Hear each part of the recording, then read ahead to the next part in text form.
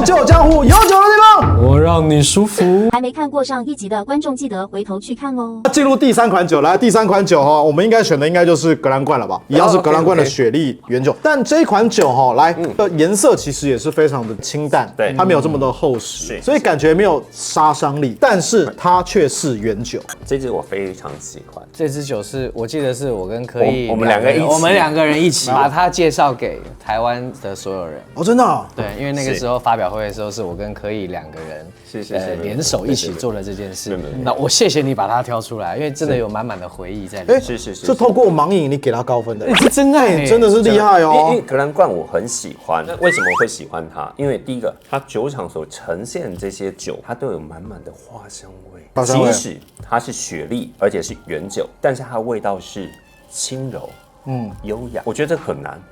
因为我们刚刚其实喝爱雪莉就喜欢它那种很厚重的味道，但是像我其实我觉得个人喝到后来，我喜欢波本，我喜欢比较轻柔一点的感觉，所以我喝到格兰冠的时候，我觉得很惊艳，我说哇天哪，雪莉怎么可以有这么舒服的味道？所以后来我就是多接触。你知道你这样讲让我想到一件事，这4支酒一字排开，刚好是雪莉由轻到重。对啊，你们盲饮都给雪莉高分，我忽然发觉，而且是雪莉轻到重。对，我觉得就我们的内心可能还是偏爱雪莉，所以我们在评分的过程当中，我们给雪莉很多的高分，但是我们又不要太重的雪莉。对，我跟你讲，这款酒哈，我刚直接扑鼻而来的话，它是属于青苹果、柑橘的那种感觉，但是它明明又是雪莉，怎么会有这样的味道呢？所以我觉得应该是从橡木桶里面来的。我在入口的时候才开始慢慢感受到油脂感的出现。还有包括那个雪莉桶，它所赋予你的一些比较蜜饯感，而且很明显它强壮，虽然颜色不深，但是喝下去是很强壮的，所以我觉得它的酒精度数应该可能很高，它可能接近要60度。其实高酒精度的格兰冠，我觉得是有趣度相当高，因为它的变化其实在高酒精度上面会看得很清楚。58.8，对，哎呀，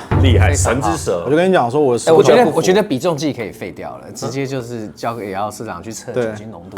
我觉得这款蛮成功的，是因为第一个台湾鲜柠檬，而且它真的是完全符合台湾人的口味。而你有发觉这个适合在什么时候？热炒店适不适合？我觉得太厚重了，要加水加冰，因为它其实我一喝下去，它马上就感受到它酒精刺激感，所以我认为它加冰加水的话，它的那个酒体那个扎实度应该还会是会保留着。所以这一款酒是老饕在喝的，但是我错了。因为它是消费者金牌，真的，他现在打的4面金牌全部都是消费者金牌，他基本上这个专家组是废掉，基本上不需要他分数，他打的都是消费者金牌啊。我下次还参加那150人的那个消费者就好了。我觉得你走错组了，这样。如果这是消费者金牌，你可以看到台湾消费者在酒的程度上的提升，因为这种酒我觉得它好，但是它理解要花点时间。因为其实为什么很喜欢李耀社长的频道？要帮那个帮我包红包给他。没有，因为我觉得其实频道的存在是有必要，因为他教导台湾人怎么样去好好的喝威士忌。你会发觉为什么大家越喝越挑，然后越喝越刁钻，最主要就是因为大家品味提升。而且我还没当讲师，我就是看酒讯学酒。我想好那个除了这个频道的存在性是因为分享观众朋友以外呢，第二个我觉得最重要的存在点是什么？要接业配。谁可以像我这么勇敢的讲出来？只有你了。我每次看你的频道，我觉得我会对各式各样品牌。你是真的有看啊？有，我有看。我为了上今天节目，我也看很多。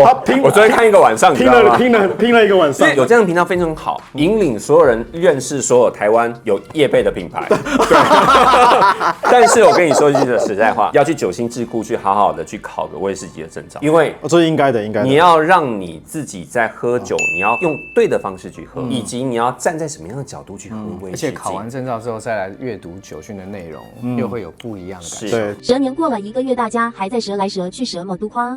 我们是不是还有一款酒要喝？对，我还有一款酒，对，我们有古韵啊。来，这一款酒就像黑酱油一样，而且是你打了高分了。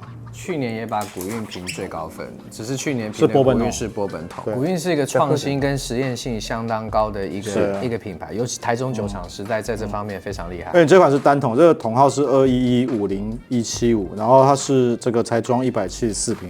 这款酒它辨识度很高哦，我认为非常漂亮，好香。我想问一下，你当初在盲饮的时候看到这个酒的颜色，然后你给它的分数，为什么会给它90分，而且是50款酒当中唯3的90分？原因是什么？我自己对对于颜色深的雪莉桶威士忌，其实都有一些刻板印象。第一个下去之后会很黏很腻，鲜少有层次的变化。然后第二个，因为我喝酒除了加水，我也会放一段时间，让它跟空气多接触，氧化它醒酒，去看它的变化。一般来讲，这样颜色的雪莉桶不会有这么多的变化。还有一点是，我觉得那个木质香气，因为有太多的雪莉桶，其实雪莉的味道重到甜味多，但是木质香气少。但是木质味道重，非常漂亮。而且我觉得它就是刚好跟雪莉的那种甜感跟木质调达到一个很balance 的一个状态。其实我蛮讶异，它是一支谷类威士忌的，因为我记得我曾经跟某一个调和式威士忌品牌的首席调酒师对过话，他出了一款谷物威士忌，可是呢，我就问他说，你有没有雪莉桶在里头？他跟我说没有，因为他一直觉得谷物威士忌跟雪莉桶放在一起，他觉得那个平衡感不好。但是我觉得古韵在这件事情上面做了好大的一个突破。我觉得我对于那个科艺所打的分数我觉得毋庸置疑，我觉得打得非常非常好。但是我就觉得对于你打的分数，我都觉得产生出一种，你怎么会给这个分数这么高分？我都觉得很好奇。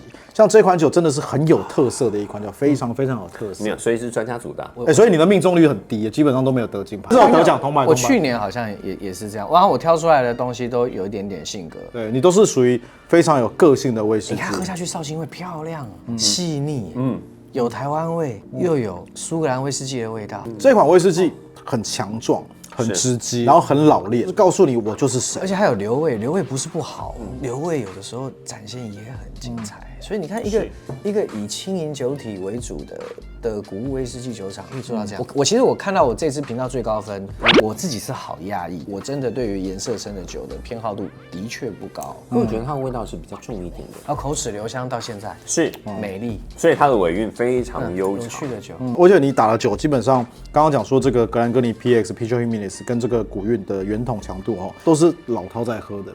所以你可以测得出就是Howard的口味大概是怎么样。它对于比较风韵犹存型的，比较有胭脂味的，我喜欢有个性，然后不要太传统的。对，你喜欢技术好的，然后刻意喜欢是年轻的。所以两个是完全不一样的，你们挑的这个的确我不是喜欢年轻人家18年也不年轻，好不好？社长现在已经聊到哪一趴去了？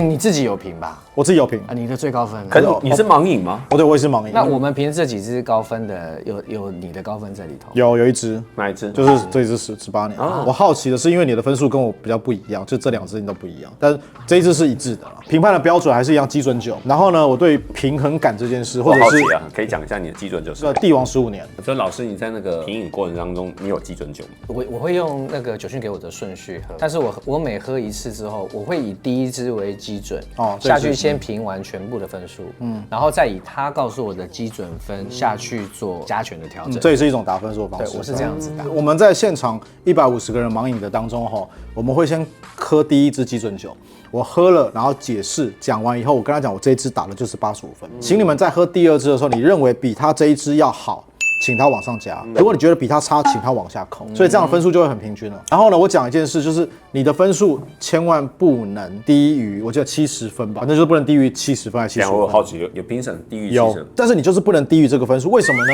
因为每一支酒款出来都是我们酒厂或调酒师他所酿造出来给你喝的，但它只是你打的分数低，只是他没有找到适合的人而已。所以我们还是有设定一个标准，而且在这一次的评比当中呢，有一个通路业者，他整个50套当中里面只给一个90分而已。哇，他只给一个90分。那支90分有得牌吗？有得牌。还有一个就是我们的安学佛，他在下一期节目会上，他这一次都没有给90分，他最高就是89，他就是非常非常严格。香水师跟我们想的不一样。对，所以这一次所有的盲饮评比都很好玩，我们把每个分数都拿开来看，其实是很好玩。像 Howard 的这个最低分，我们刚好公布吗？没有，在这次评比当中最低分是78分啊。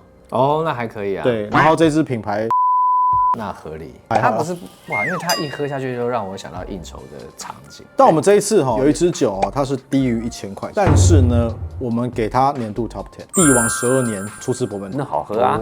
但这一款酒呢，厉害的地方来，它才650块钱，它厉害的地方是专家给它金牌，消费者也给它金牌，都给它金牌，它就是双金。消费者还有给波本桶金牌，没有，那是我们在上一期拍的。我问你，社长问你个问题你这次来的消费者的男女比跟年龄层怎么分补。但是85位是男的，然后可能15位是女的， OK，大概是这样。 OK 然后年龄层的话，4岁以内大概有80%。我们每年的评审，这150位评审有多达一半，每年都是第一次参加文盲，固定都会有一半新人来，然后一半旧人走。老酒混新酒，每年里奥就在吸纳新的人。好了，哎，各位，我们冷笑一点到现在哈，这个已经到了40分钟。各位，那我们记得要干嘛？订阅、按赞、开启小铃铛。我们里奥社长下礼拜见。但是要干嘛呢？对，我们现在有会员频道，对不对？现在是100块钱而已，所以逼掉的全部会在会员频道里。对，完完全全的把它讲出来。好了，我们里奥社长频道下礼拜见，拜拜，拜拜。